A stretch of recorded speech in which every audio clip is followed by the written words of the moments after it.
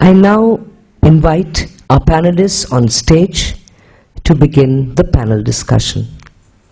Good evening, ladies and gentlemen. I must apologize that you've been kept waiting for a while, owing to some oversight. The board in the main building advertised this meeting as commencing at 6:30.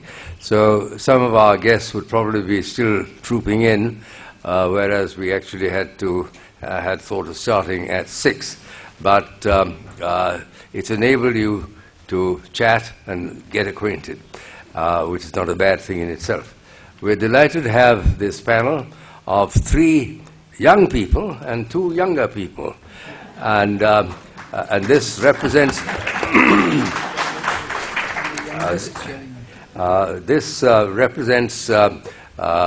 the enthusiasm and the vision of youth, because both Sudarshan and Pawan Verma are young in mind if you read their writings and their lectures and speeches, and the other 2 are doing wonderful things in sanitation and water and in providing housing for young students and young professionals.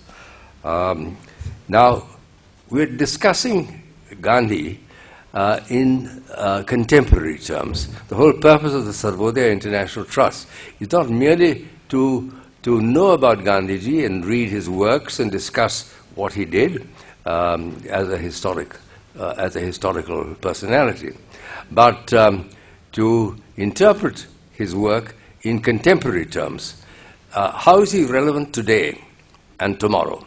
And that is what we want to focus on, because I believe too much time is lost in talking about Gandhi as a historical figure, a figure in history. And one can talk about Ashoka and Kautilya and Todarmal and anybody else that you want, all very wise people who did great things for the land reform and anything else. But how do they relate to the India of today and tomorrow? Now, I think there's been a tendency, what I call, of clinging to Gandhianism. Thank you, and good evening about to 4 or 5 minutes, perhaps? Yes, I think that's how we should, and we should have more interaction, discussion. Thank you. I'm very glad and thankful to Sarvodaya International for inviting me for this panel discussion to share and discuss amongst us how Gandhi should mean to us now. Now, I'm just very happy that you have said that Gandhiji and his idea, which means Gandhiji is there and then his ideas. And to me, Gandhiji is ever vigilant, self-disciplining, ever-changing individual, working towards liberation, a strong believer of individual liberty in his own way.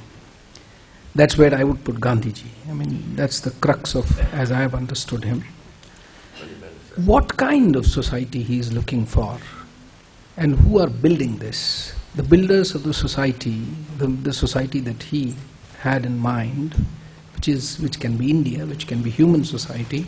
There is an India-specific reference to that, yes, but yet the builders have to be self-disciplined volunteers. Volunteers are those whose expectations from the society are less. They are healthy critique, constructive critiques, diagnosing the problems, designing innovations and implementing them, and that's how you build the society. And that's his idea, and that's what he did in terms of his constructive program.